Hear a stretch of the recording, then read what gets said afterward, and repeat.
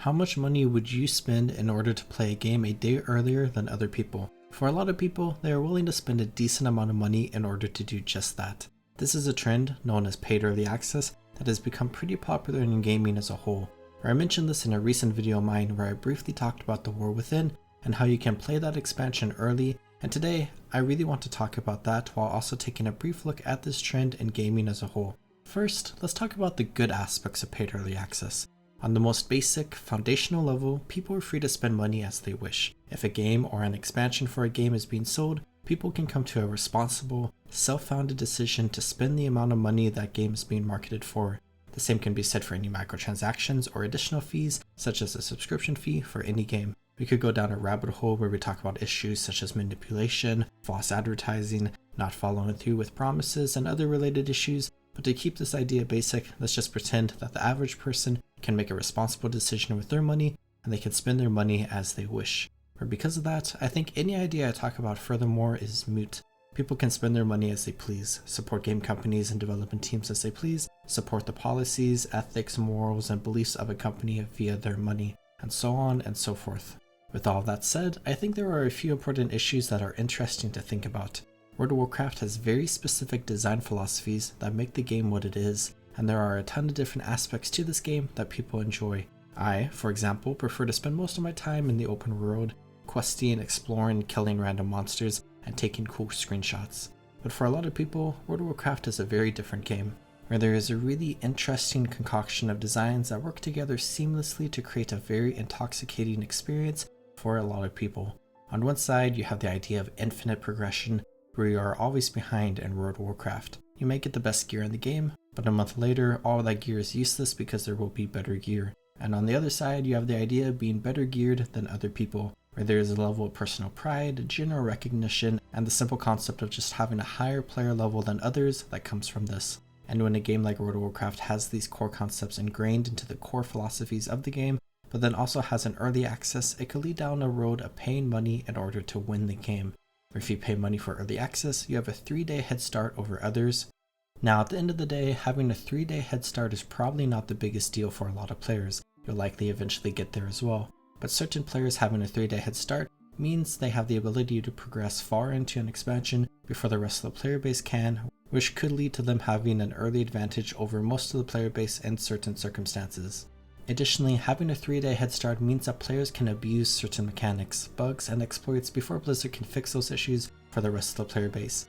We see this a lot in World of Warcraft, so much so to the point that a community saying is exploit early, exploit often, because across every version of the game, players who exploit early and receive an advantage don't often get any sort of rollback or punishment for exploiting certain mechanics, where the issue is just quickly fixed, so more people can't follow through with it, often in the course of hours after a patch drops. So players having a time window to find as many exploits as possible to gain as much of an advantage over other players as possible is pretty monumental. Where your feelings about this obviously change depending on your personal approach to World of Warcraft. I used to be someone who cared a lot about this and in-game content and progression, but now I don't particularly care and just hang out in the open world doing random things. Basically, none of this has a personal impact on me, but it is sad to see it happen to people who do care about it. But the second big issue related to paying to play early is similar to a recent video where I talked about not getting what you were promised when you purchased a game. This goes into the whole idea of pre-ordering culture, where paying to play early is often bundled into the idea of pre-ordering, where in order to play early, not only do you have to pay for the game prior to its release, but you have to pay more money on top of it. And when you're making a purchase, do you feel like you're making a worthwhile purchase? A big trend we see in gaming nowadays is that a lot of people feel disappointed with their game purchases, that certain video games are just really bad, and that paying any amount of money for that video game just doesn't seem worth it to them, but maybe they bought into the marketing and hype that the game had, believing that they would enjoy the game and pre-order the game just to be met with disappointment once they started playing. And this idea is relevant in World of Warcraft as well. I remember when Shadowlands was announced, a ton of people were super excited for the expansion and instantly pre-ordered it. And now that Shadowlands is long over, we know how a lot of people feel about that expansion, where a lot of those people who were excited were just met with disappointment as they continued to play through the expansion and its post-release updates. Now at the end of the day, people purchasing or pre-ordering expansions are consumers, and consumers are free to spend money how they want. And if they want to pre-order or pay to play any WoW expansion early, they are 100% free to do so and are fine to do it. but a question you have to ask yourself is if you want to pay money to play an expansion 3 days early or on the day that the rest of the world can, or do you want to wait a month to see if the expansion is actually good? Of course, there are a ton of issues with wanting to wait, like I've talked about with falling behind everyone else and not being able to take advantage of certain things, but it's just something to think about in the future. And while I am someone who often likes to wait to purchase a game until a bit after it's released, there are still game releases that I care a lot about that I still pre-order. I know for a fact that I'm going to want to play every single Guild Wars 2 expansion, and there is a nearly 100% chance that I will enjoy that expansion just because of how much I enjoy Guild Wars 2, so I instantly pre-order every Guild Wars 2 expansion. I'm also someone who loves the Elder Scrolls universe, and I am super excited for the Elder Scrolls 6, where Bethesda doesn't have the best track record with recent game releases, and they are at the center of the anti-pre-order movement. But since I know I am going to want to play Elder Scrolls 6 even if I end up not liking the game, I am most likely going to pre-order the game to play on release day. But having a pay-to-play early feature encourages people to pre-order the game so that companies can get consumers money early and locked in before they learn whether or not the game is good. As such, you don't necessarily know what you're getting yourself into. Maybe the expansion's mechanics and gameplay are just not as enjoyable as you thought they would be, or maybe the expansion is a completely buggy mess. The servers are horrible, and everything is just a mess, and it takes the company 3 days in order to fix everything, where you then spend money for basically nothing since you aren't able to log in until everyone else could anyways. But at the end of the day, it is up to the consumer to decide how they want to spend their money. If you understand that you are potentially getting ripped off and you still want to spend your money, that is completely up to you. But I think an interesting idea related to this is the idea of bad business practices at taking advantage of consumers. Because a lot of people feel like they need to play the game as early as possible to get ahead of others or to experience the game and the story before they get spoiled by other people. As such, certain people feel like they need to spend money in order to play early, and they are willing to spend a lot of money to do so. And I think this begins to enter the area of psychology, as well as asking whether or not companies and regulators need to protect consumers, which I think are important discussions, but may be a bit too much for this video, so I'll just leave that there for everyone to think about. But the third biggest issue with paying to play early is that it is just kind of dumb. Like with the recent War Within expansion, for example, a specific release date was advertised, but then there was a 3-day early access that you could pay for that was advertised as well. Where I feel like this is just false advertising. The advertised release date is not the actual release date of the expansion, the date 3 days earlier is, and it feels weird to advertise that like that since it just seems straight up false. So if you think about it, you're paying extra money to play the game on the actual release date, where if you don't pay money, then you can't play until a few days after release, and that just seems weird. But if people want to pay money to do that, they can. Or if people are upset about this and want to see serious change, it would require players to protest against this and not give companies their money. But at the end of the day, most players don't care. They just want to play some video games and are willing to spend money how they think they should. And why should anyone stop them? There are a lot of issues in the world, and video games are often used as an escape from those issues, and it would be really cringe to try to force people to not spend their money on something that they want to spend their money on, and at the end of the day, is relatively harmless.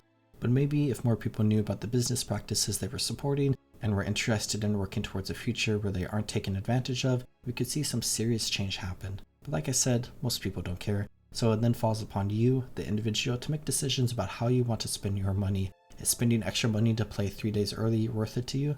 Or should you wait a bit to see if the game is functional and that all the content is actually there as promised? And the last thing that I want to look at is other games, where I've been mostly focused on World of Warcraft and just using all of gaming as a whole as a generalization. But let's look at specific games that have had early accesses that you pay for, but how those games failed in a variety of ways. Star Citizen is a famous game with how much money people have spent to support the development of this game, where the game is still consistently in development, is changing a lot, and does not have a full release in sight. 7 Days to Die is a good example of games that just stay in early access for a long time, where the game was in early access from 2013 to 2024. DayZ is a game that was in early access for a long time and shifted the entire game's focus a lot throughout that time. Battlefield 2042 released in a pretty broken state with a lot of bugs, issues, lack of content, and the game just being a lot worse compared to previous Battlefield titles, according to many reviews. Multiverses is a game that had a ton of microtransactions that you could buy in the open beta, and the game temporarily shut down for a while as they did a relaunch, restricting people's access to the game they spent money on. Warhaven is a good example of a game that released in early access and then shut down. The game was discontinued before any full release happened. The Day Before is another good example of this, where both the game and studio were shut down 3 days after the game launched in early access. So if you bought the game, you got a whole 3 days to enjoy the game.